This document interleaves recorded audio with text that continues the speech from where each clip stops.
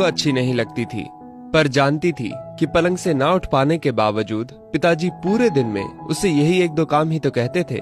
काम छोटा सा था, पर ऑफिस जाने की भी तो जल्दी होती थी सुबह सुबह। एक दिन पति से चर्चा की।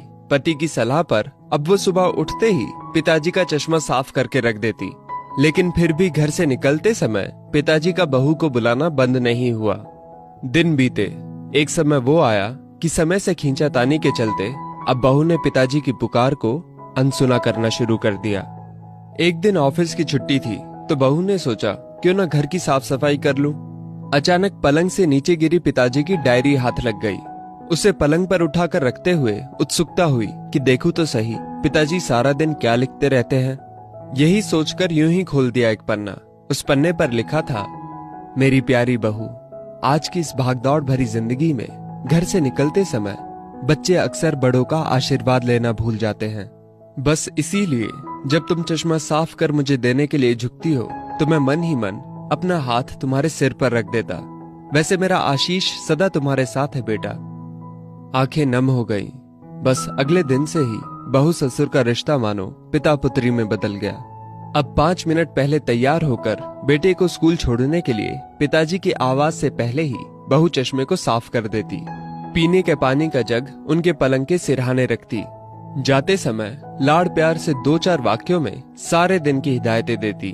कभी उनके फल या दवाई ना खाने का उलाहना, और अंत में, अच्छा बाबूजी, ऑफिस को देरी हो रही है, चलो बेटा बाबूजी को बाय बोलो, कहकर घर से निकलती। बूढ़ी हड्डियों में ना जाने कैसे ताकत सी आने लगी। दवाई वही थी, पर सेहत में सुधार 10 गुना होने लगा था। पिताजी स्वस्थ होने लगे थे, परंतु अचानक एक दिन हृदय गति रुक जाने से स्वर्ग सिधार गए।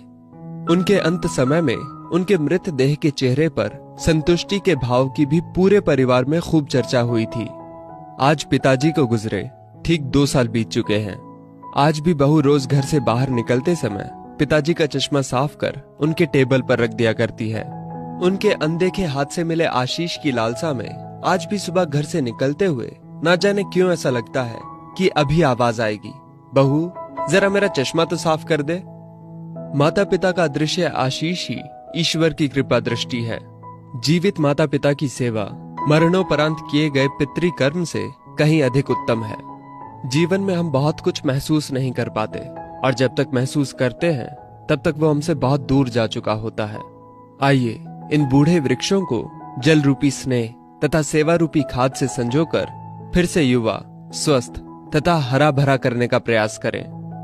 दोस्तों, इस वीडियो को लेकर आपकी क्या राय है नीचे कमेंट करके जरूर बताइएगा। और अगर आपको ये वीडियो अच्छी लगी हो तो इस वीडियो को लाइक करिएगा, शेयर करिएगा ज्यादा से ज्यादा लोगों तक।